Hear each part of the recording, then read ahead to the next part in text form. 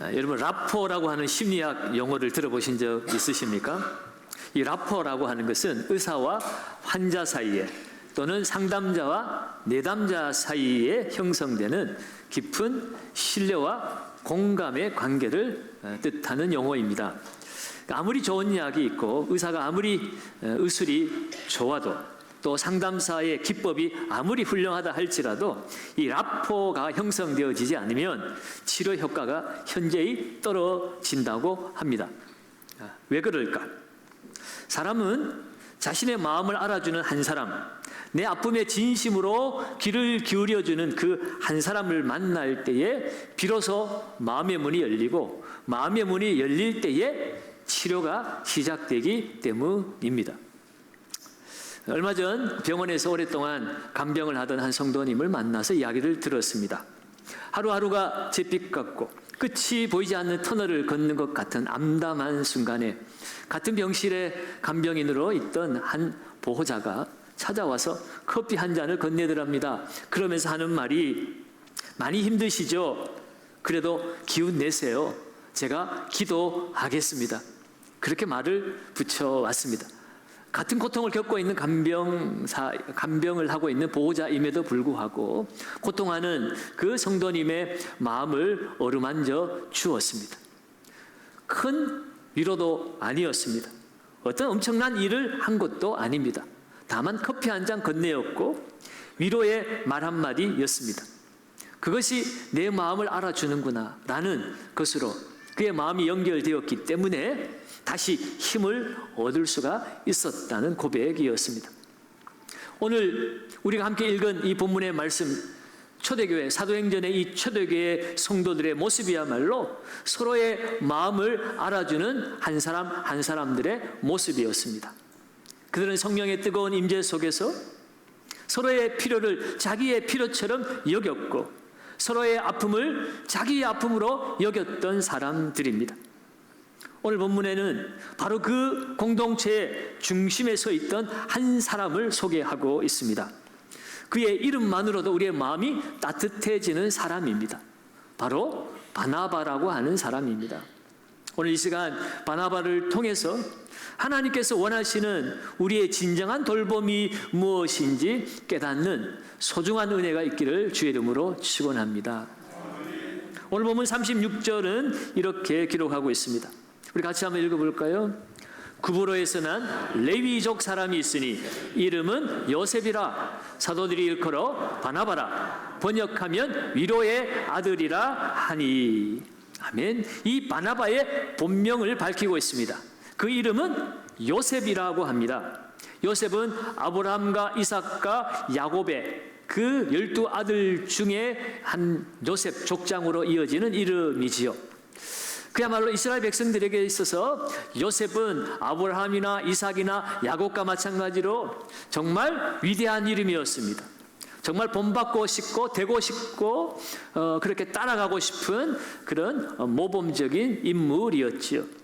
그런데 이 위대한 이름, 이 좋은 이름을 가졌음에도 불구하고 사람들은 이 바나바를 요셉이라고 부르지 않고 별명을 붙여주었는데 그 별명이 바로 이 바나바라는 이름입니다.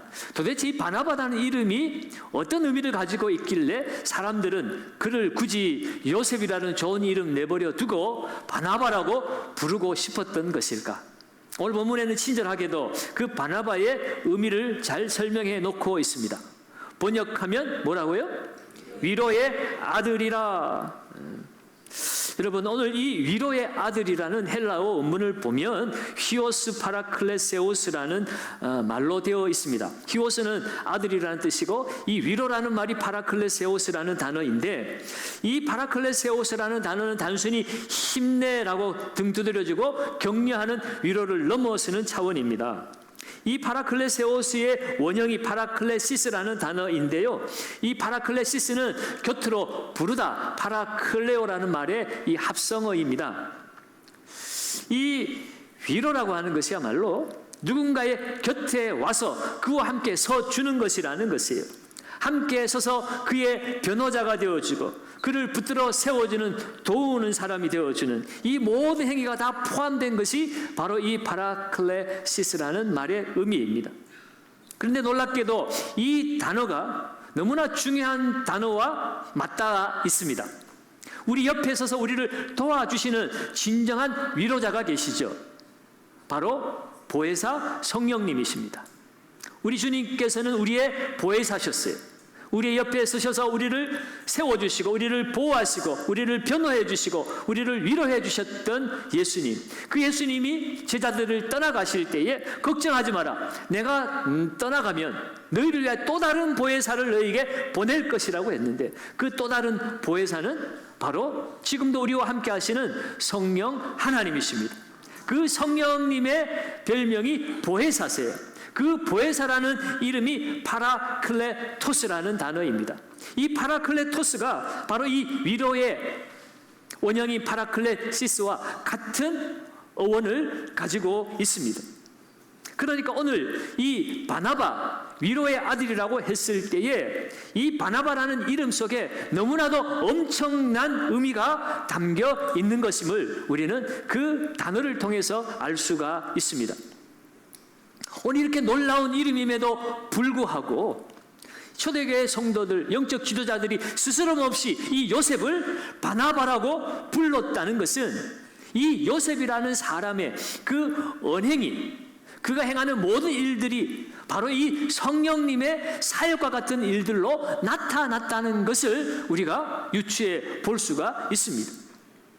이 바나바가 사람들에게 다가갔을 때, 그가 입을 열어서 말을 건넸을 때에 모두가 다 영혼의 위로를 받았습니다. 그가 손을 잡아줄 때 마치 성령께서 그들의 손을 잡아주시는 것 같은 깊은 위로와 회복을 경험하였던 것입니다. 사랑하는 여러분, 진정한 돌봄이라고 하는 것은 바로 이 파라클레시스의 돌봄입니다. 사람의 연민이나 동정을 넘어서는 것이에요. 성령께서 부어주시는 그 마음으로, 성령께서 내 곁에 서서 나를 위로하시고 나를 붙들어 주시는 것처럼 나도 성령의 마음으로 그 사람 옆에 서서 그를 붙들어 주고 그를 위로하고 그의 편이 되어주고 그를 격려하고 그를 도와주는 것, 그것이 진정한 돌봄이라고 하는 것입니다. 바나바는 실제로 바울이 회심한 이후에 예루살렘 교회가 그를 의심하여서 그를 만나주지도 않고 그를 멀리하고 있을 때 바울을 교회 안으로 연결시켜 준 존재가 바로 이 바나바라고 하는 사람입니다. 바나바는 바울을 예루살렘 교회로 데려와서 그를 변호해 주었습니다.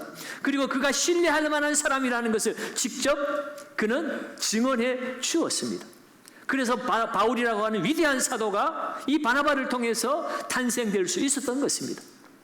뿐만 아니라 마가 요한이 바울과 바나바가 함께 전도여행을 떠날 때 참여했다가 그 전도여행이 너무나 힘들고 어려워서 중도에 도망을 쳐버렸습니다.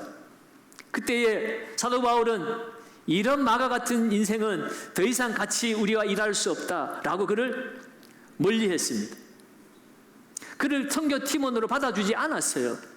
그런데 다시 다음번 전도여행을 떠날 때 손을 내밀어 준 사람이 바로 이 바나바였습니다.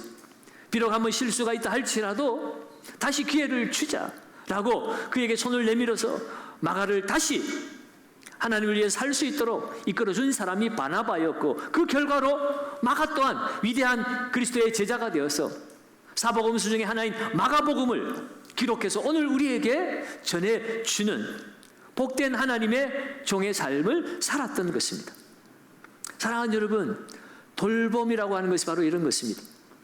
누군가 죄책감으로 무너져 있을 때 판단하고 정죄하기보다는 그의 곁에 서서 함께 울어주는 것입니다.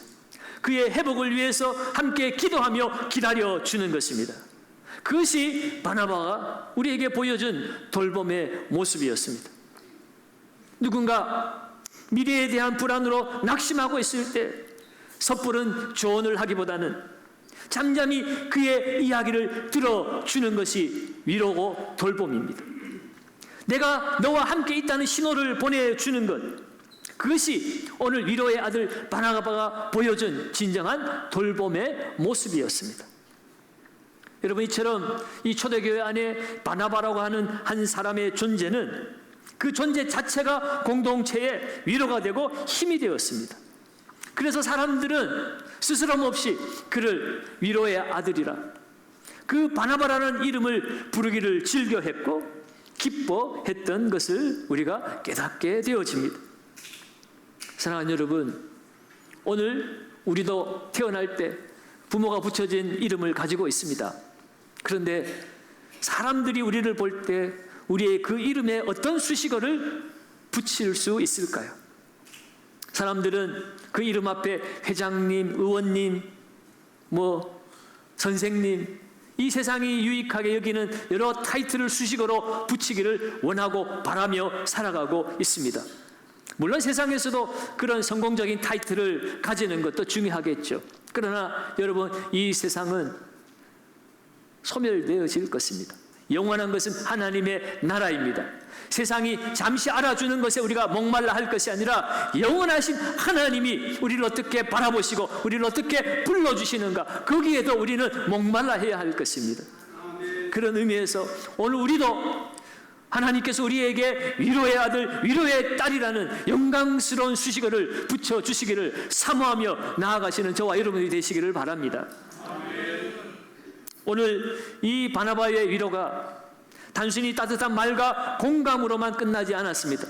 단순히 말과 공감하는 것으로 그의 위로가 끝났다면 성경이 이렇게 비중 있게 그 초대교회 수많은 사람들 중에 이 바나바의 이름을 올리고 우리에게 소개하지는 않았을 것입니다. 그의 위로는 언제나 구체적인 삶으로 나타났습니다. 오늘 보면 37절에도 이렇게 기록하고 있죠. 37절을 같이 한번 읽습니다. 그가 밭이 있음에 팔아 그 값을 가지고 사도들의 발 앞에 두니라. 아멘. 이 한 구절 속에 이 바나바의 행동이 얼마나 진실되고 묵직한 것이었는가를 우리에게 압축적으로 보여주고 있습니다. 오늘 그는 레위 사람이라고 그랬어요.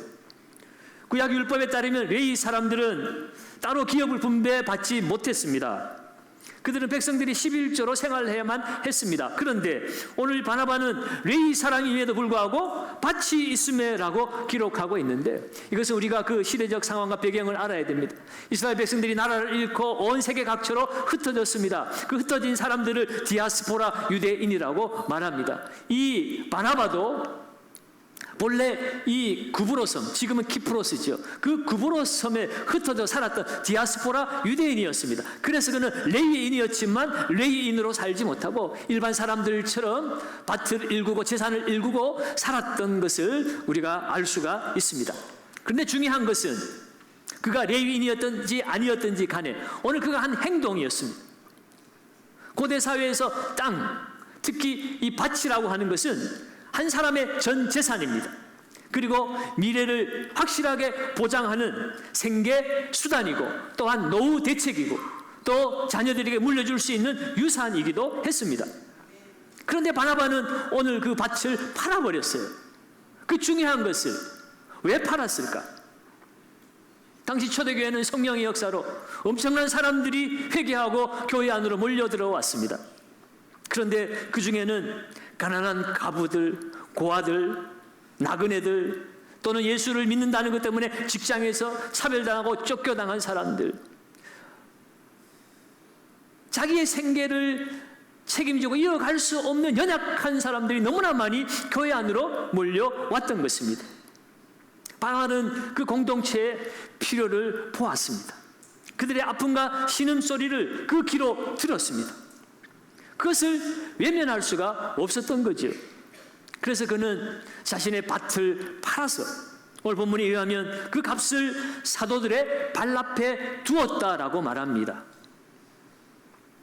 그 값을 교회 헌금함에다 넣었더라도 아니고 오늘 사도들의 발 앞에 두었다라고 하는 특별한 행동을 했습니다.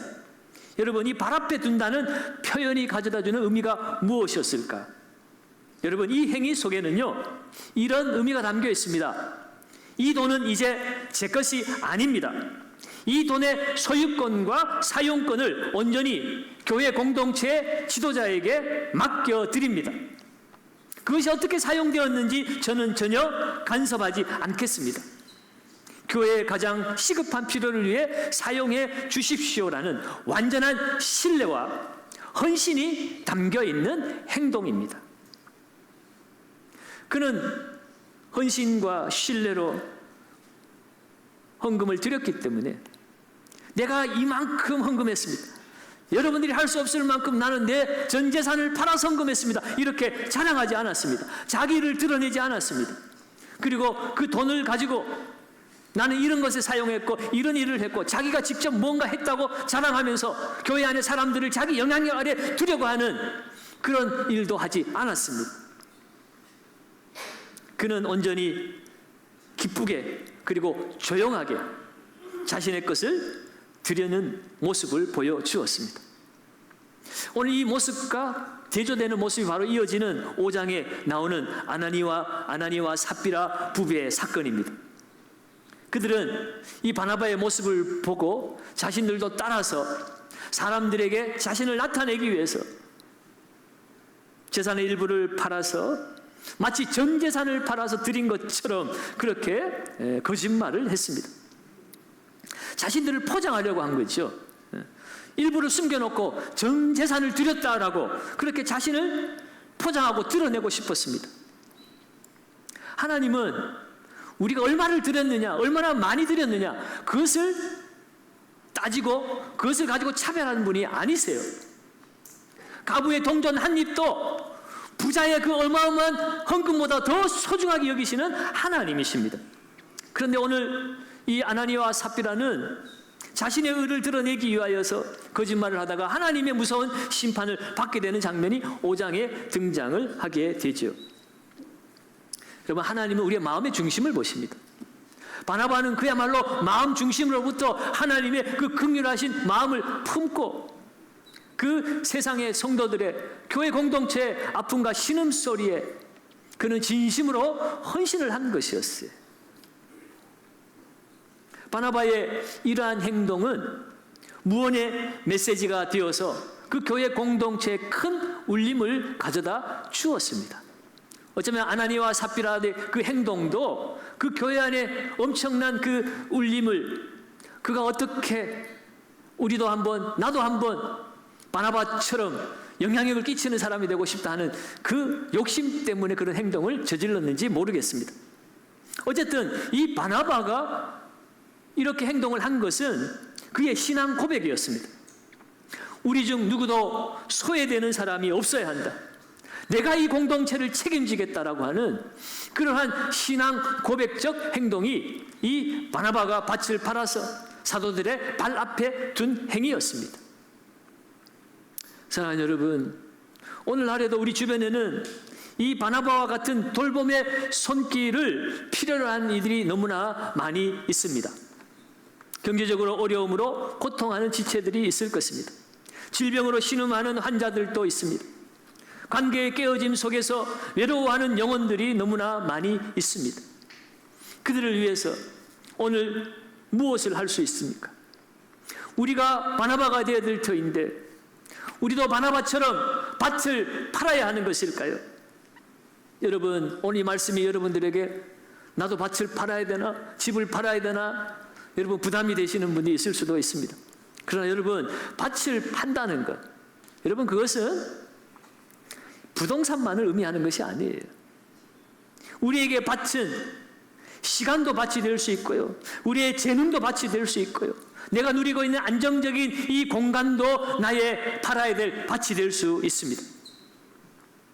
오늘 주님은 우리에게 묻고 있습니다. 내 이웃의 신음소리가 들리느냐? 너의 팔아야 될 밭은 무엇이냐?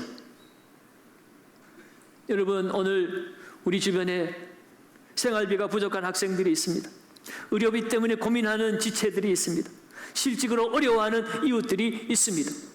그들의 고통과 아픔을 외면하지 않고 그들에게 다가가서 나의 시간을 내어주고 나의 물질을 내어주고 또 커피 한 잔에 그 위로의 행동, 요즘 괜찮아? 어떻게 지내?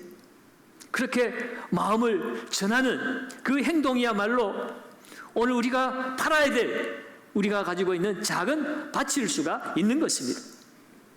시간이 없지만 홀로 계신 어르신들을 찾아뵙는 것도 내가 팔아야 될 작은 밭입니다. 육아로 지친 젊은 엄마들의 그 고통과 아픔을 이해하고 그들을 도와주는 것 또한 내가 팔아야 될 작은 밭일 수가 있습니다. 학업에 스트레스 받고 있는 우리 학생들과 함께 시간을 보내주는 것 또한 내가 드려야 될 작은 밭입니다. 오늘 우리의 삶으로 헌신으로 증명된 이 드려진 작은 밭 하나가 누군가에게는 절망의 밤을 건너게 하는 다리가 되어지는 줄로 믿습니다. 사랑하는 여러분, 교회는 건물이 아닙니다. 교회는 프로그램도 아닙니다. 교회는 바나바와 같은 사람들의 공동체가 교회입니다. 서로의 이름을 다정하게 불러주고 위로하고 자신의 가장 소중한 것을 아낌없이 내어주는 그 사람들이 모인 그 공동체가 바로 교회인 것입니다. 그런 교회를 세상이 감당할 수가 없습니다. 그런 교회에 이 세상의 절망한 영혼들이 찾아와서 쉼을 얻게 되어집니다. 위로의 하나님이 계신 그 교회가 바로 하나님의 집인 줄로 믿습니다. 어쩌면 오늘 이 자리에 바나바의 돌봄이 절실히 필요한 성도님들이 계신지 모릅니다. 고통하고 아프지만 믿음이 없어서 그래, 기도가 부족해서 너가 고난당하고 있어 라는 그런 이야기 들을까봐 체면 때문에, 자존심 때문에 내가 그래도 목사인데, 내가 그래도 장로인데, 내가 그래도 근사인데, 내가 이런 고통과 아픔을 겪고 있다고 말하면 사람들이 나를 뭐라고 얘기할까? 그런 고통 때문에 아무도 말하지 못하고 홀로 눈물 흘리고 계신 분들이 너무나 많이 계실 것 같아요. 그러나 여러분, 괜찮습니다. 힘들다고 말해도 괜찮습니다. 아픔을 판단하지 않고 함께 울어줄 바나바가 있는 것이 교회이기 때문입니다. 오늘 우리는 또한 누군가에게 바나바가 되어줘야 될 하나님의 부르심 앞에 선 사람들입니다.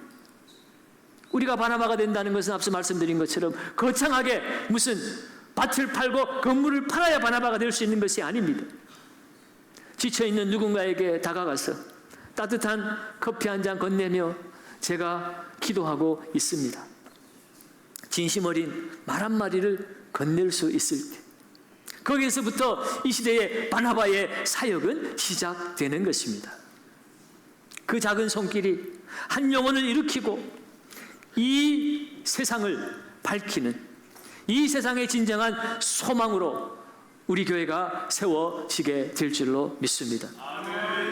오늘 이 시간 성령께서 우리 각 사람에게 부드럽지만 단호하게 우리에게 묻고 계십니다. 사랑하는 아들아, 사랑하는 딸아, 너는 누구의 바나바가 되어 주겠느냐? 오늘 이 주님의 부르심 앞에, 주님, 제가 여기 있습니다. 저를 사용하여 주시옵소서. 저를 이 시대의 바나바로 사용하여 주시옵소서라고 이 믿음의 고백을 통하여 하나님의 나라를 이 땅 가운데 아름답게 세워가는 우리 경산교회 모든 성도들 되시기를 예수님의 이름으로 축원합니다.